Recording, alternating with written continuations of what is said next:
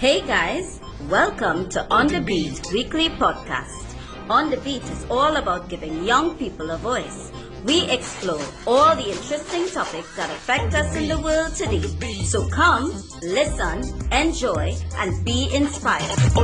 Hi guys, welcome back to another episode of On the Beats. My name is Brandon, this is Alexia, and today the Hi, topic that hi. we are going to be talking about is role models in the household.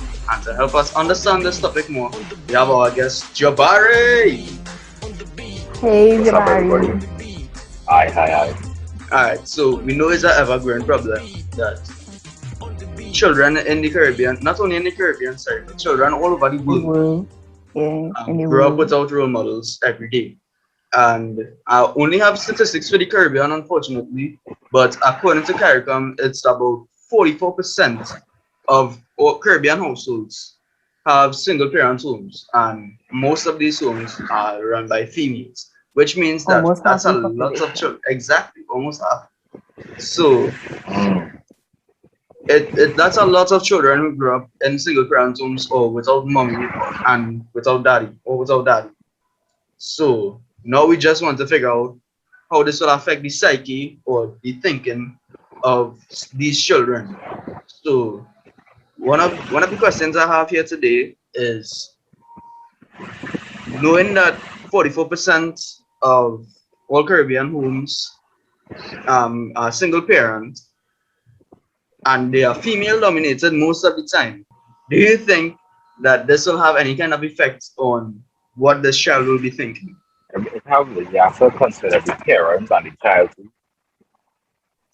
But, I mean, of course, every child is different. That's why I say we have to consider them. But I guess on average, maybe if it come up with a father, figure up with a father, although there might be more. As I just give my guess based on I guess what I see and other sources that I read. It might be like more direct, more forward thinking, more um what's it, more resourceful maybe. And if you grow up with a mother alone, I think you might be more how to say it, um I'm not even sure how to phrase this. I guess in a way hmm, tender, you might be more caring, I guess, because I mean on average women are more caring and So more emotional than emotional, guys. really. More Exactly. So, emotional. had, Right. yeah, if you grew up under a woman, you kind of develop, you know, on that side a little bit. Right. And all of that really depends on the environment of the child Exactly. gender, what they're thinking as well. So if it's good thinking, bad thinking, it all depends on what the child themselves, because it could go either way in the future. Yeah. And Yeah. keeping on the path of good thinking, bad thinking, do you think that the environment the child grows up at when they are at home, do you think that will have an effect on who they interact with or who they come into contact with? Yeah, I think that would have an effect. It may not be a noticeable effect, but it would have an effect, I think.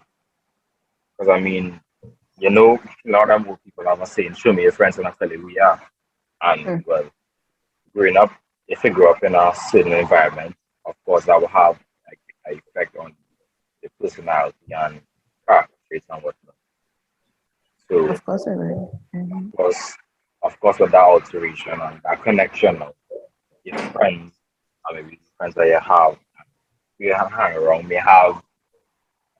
Of course, it's just a because I mean, you're not really going to study your friends and their backgrounds and where they come up from. So, um, I guess there are going to be some similarities because I have some friends who grew up living with their mother alone. A Mm. couple of my friends grew up with their mother alone. I have some of my friends. I think they grew up with both parents, but they still have some problems, and we have a few similarities here and there. So the environment that the child grew up in would indirectly have some sort of effect on your friends they choose to hang around with. Because I mean, your parents influence on obviously they will teach you um good friends from bad friends and give you that Right. sort of knowledge. They don't just go there and you'd have no idea what to expect. If a parent does that, then it's a bad parent. Otherwise, they just throwing a child into fire and you have no kind of resistance whatsoever. Okay. So It Exactly. yeah, will be Very it true. will be indirect and direct as well though. Because it have, as you said, it have parents who would actually tell you, that's the kind of friends you should have. But really and truly they are the worst influence of all the people who you come into communication with.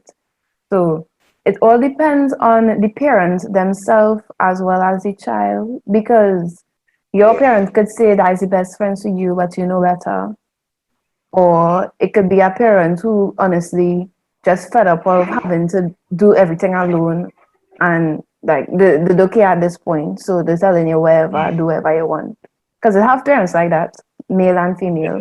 yeah, yeah. Yeah, it has parents like that. And then it is it the child choose to listen to what is right and what is wrong. Very true. Yep. And I I kind of have an example of like um what's learned in the home being applied to who they associate with, because there was two people from my class. I believe they grew up in Lavantil. One grew up in the house where his father was big in the gang, Sixers, rear Rasta, and Muslim, this, that, and the other. And then there was another one whose parents were, I think, doctors and teachers.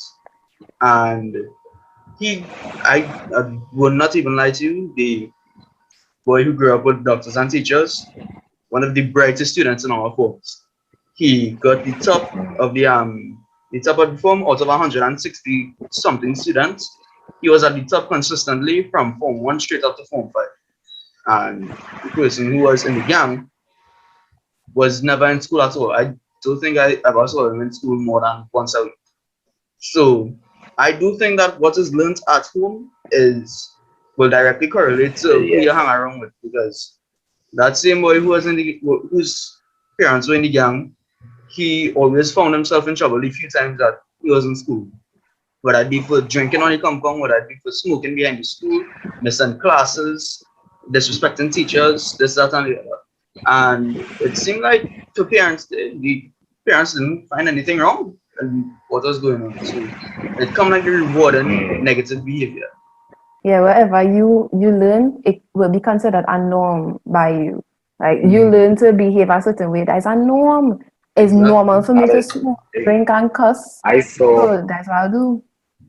uh, same thing like wrestling, but I think to Brandon because in my school, I think there was a few guys. One of them I know, like I was better than the other, and I watch how sometimes he would act around the teachers. He's a rebellious kind of child. He was smart though. He used to do well in class, but then I think one day I was for parents teachers or something, so and he came with his father. And when I watch how like for his father dressed, he had big gold chain, tattoos, and he kind of nappy with gold teeth. And then I watch how the child thing used to react, and it was like you could see where it's stemming from. So that I mean I just find that was real amazing to look at how Another that issue. connection is. Another issue as it relates to um, the lack of role models in the household. It could also affect the people around you. So, Mm, Exactly. like as you said, you saw this. You could have to say to your parents that, yeah, nah, mommy, if that is how them could get on, then I could get on so too. Exactly. Because Exactly. I could do that too. If everybody else could do it, I could do it too. So it affects each and every one around you. Yeah. Exactly. It's somewhat encouraging the same people who you're lying around to be more like you. And Correct. yep. it really and truly is not a good kind of environment to be Ruins around everything. at all. All right, and Yeah, definitely. another question is: do you think that modern parents give their children a little too much leeway in going out and saying what they want around the house and doing all of these kinds of things, being terrible role models to their children. Um, in my opinion, some of them they do. Some of them they just let a child go here, there, and everywhere. Um, of course, to the child is the best thing ever, but in the long run, I think that may have some effects. But of course, I mean, in my case, with my mother, she gave me, she always set like a few rules about where I could go and like things I have to do before I go on. I almost always fall within a certain time frame and thing, otherwise you start to get worried and etc. etc. And she gave me like a little a set of boundaries and some room for me to work with it, which is, I mean, before, a little while before, I couldn't really care for that. I used to think it was all bad and everything, but as of now, I get older, I realize that it's sensible, it makes sense. So, I mean, as of, I don't even say that is too much. I think that's a decent amount, especially as of my age, I'm 17, so I've grown again older. As a child get older, you need to give a little more space to grow and things, but modern parents as of now, but in Trinidad, I mean, is a I don't know the statistics or exact numbers. So as I asked, in my opinion, there are some that give too much. There are some that give sometimes too little. Because sometimes I hear the stories that my grandparents and my parents tell them. Sometimes they couldn't even go. They couldn't go anywhere. Everything is just stay right home. They go nowhere at all. When I Exactly. hear that now, and then I realize the freedom that I have, I realize it's actually not that bad when you think about it. So Exactly. it's Yeah. I guess it depends on the household, the parents, how they themselves were taught. Because your parents are not going to be someone who was raised overly strict and then be carefree. Like it's just unimaginable. Not Yeah. you can't. yeah. It's just not. It don't sound logical, right? So Mm, my parents, I know, like they money strict side, so I don't get overly a lot of leeway, but they still allow me to do certain things that I know other parents would say no, completely, just mm, no. So that is a good thing. It depends on how the parent was raised themselves. So they will have a Yes. more understanding of what is good for the child. Because when you grow older, then you fully understand what parents was doing. When you're young, you feel like you're trying to hold me back and again to experience life as I mm, think I should. So when you grow older now, you'll be like, wow, that makes so much sense. I should have listened. I should have calmed down, pat down. I should have just soak it in while I had the chance. And then it have other parents who they work so much that the child don't get to see them, so they do whatever they want on their own without permission.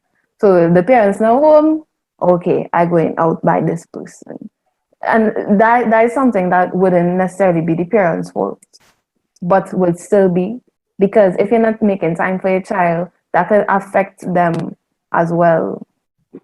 Well, in a different way, I guess. Yeah. So if in different households, it have different things that could affect children differently.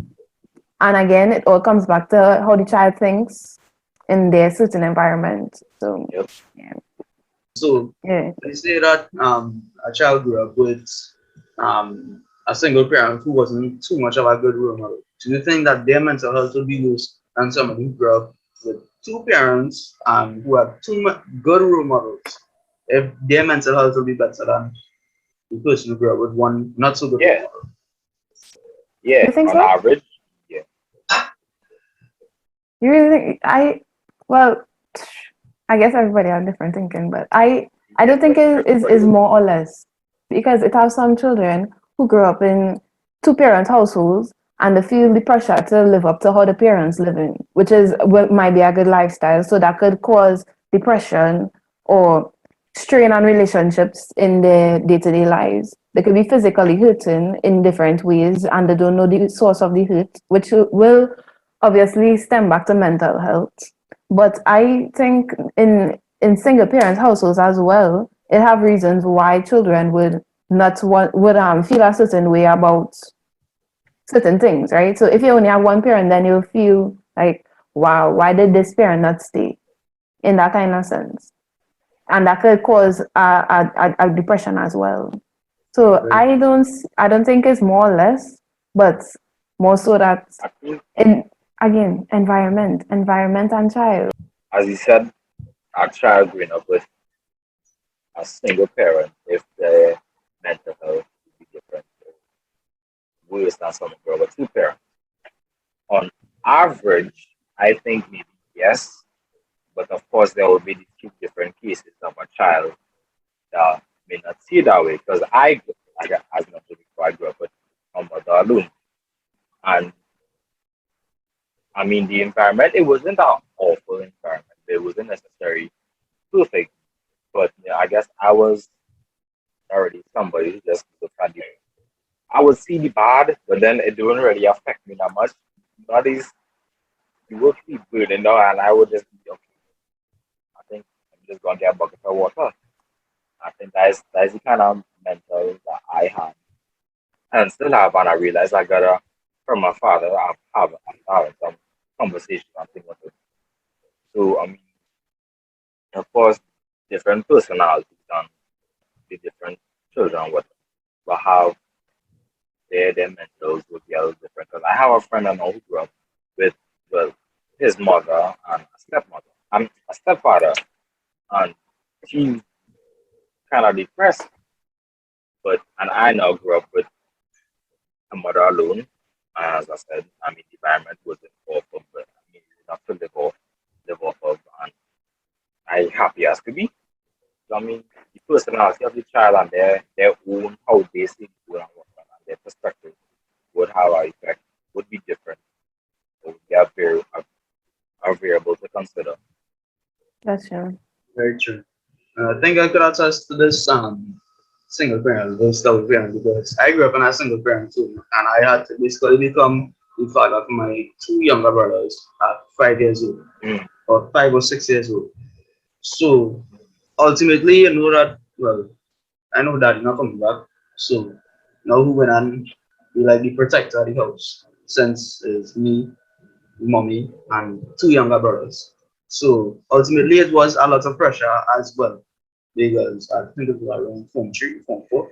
I developed some tendencies I'm not so proud of, mm, and it ultimately was a lot of pressure. It seemed like I was trying to live up to my father's expectation of being the protector of the household. I know I couldn't be the provider since I wasn't old enough to work, mm. but I still had felt the pressure of The being the perspective. protector. Exactly, because if somebody was to break into the house now, who would be there I to read. protect mommy and Mm. brothers?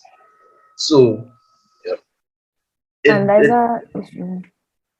Sorry. it is. It really is. I was gonna say like there's a issue in many single parent households because if you're a female with only sisters and you have a father, you going and have to go out in the world and learn for yourself different things that your father can teach you. And you're going to have to learn it from friends who might not even be friends, people who are giving you misguided information. It had different aspects of your life that you're going and have to learn from different people. And some of them just they don't look out for your best interest. So you go in and have to learn that and then relay that kind of message to your siblings after you learn it. And sometimes it's just not easy, I guess, Mhm. being a Exactly. child As, who live in a single parent home.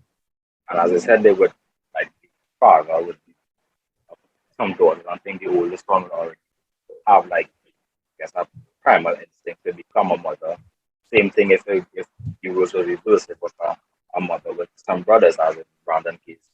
It would be like a primal instinct to become a father. So I mean when you have that kind of pressure on a child, especially at a young age, chances are they're gonna ask some questions later down the line. Yeah, Exactly. It will come like you have to mature faster than you're supposed to. Faster than Because I I would correct. like to believe that at around 8 or 9, I would have been probably at the well, I had the mentality of probably at 12 years old. Of course, there mm, will be some younger children moments in yeah, there, of course. but in general, you had to become more like an adult at a quicker rate to show that, well, I have younger brothers who they gonna look up to. If they need help to learn how to use power tools, if they want to learn how to hammer and nail or take out nails, build a cabinet, build cupboards, paint, um, they would have to look to somebody. And I had to become that person to show them, well, this is how you'll do this is how you'll do that. What do you think young people like ourselves can do in situations like these, where remotes are of a lack in our households? Like to better other people's experiences. Yeah, yeah. Mm. I think just like what we was talking about right then, how a brother will look out for the siblings. If you know one of your friends going through the same thing as you could relay certain life experiences that you learn to them so that they could be cautious of not to do it, or if to do it. Things that could possibly help them in the future. And don't just tell them not to do it. Explain to them your experience and why it is not a good idea. Because some people is be like, don't do that, that's not right to do. But then they don't tell you why. So like why is always important when you're relaying information to other people. So I think that is something people in situations like this could do. Very true. Very true. Mm-hmm. Okay, so as a child growing up in the parent, what they could do, I guess they need to, as we were talking about before with China, as a single, as a child, trying to take up the responsibilities of our parents or what. I think all of it may be like instinct. I think what's best is that they don't follow that completely. I think you need to have like a slight balance, because if you follow that primal instinct completely trying to become a parent one time, it's going to have some problems on the line. But if you don't necessarily do that could maybe have like some effect on the younger siblings and whatnot. But in cases of not having siblings, I guess the best they can really do is try not to dwell too much on the negatives I seen. Because that is one thing that my father taught me. Even like, and I realized I also have that personality trait, that even though it have like a bunch of different negatives and negatives and negatives and negatives and negatives, yes, they would have an effect, but you could still, push past it. You could still try and out of all of that, it's still gonna have something that I could give thanks for, you could be grateful for. And if you just focus on that over and over and over, eventually you'll realize, it's not really that bad. So I think that's a mentality that you have to develop. So I think that's something that we could try to do. That's something that I could try to do. All right. And that's the end of the podcast, everyone. Hope you all enjoyed and have a great day and have a great rest of the week as well. See you all next week. Bye. Thank you for listening to On the Beat podcast. Feel free to share, follow, and subscribe on YouTube, Spotify, Facebook, and Instagram. Stay blessed, everyone.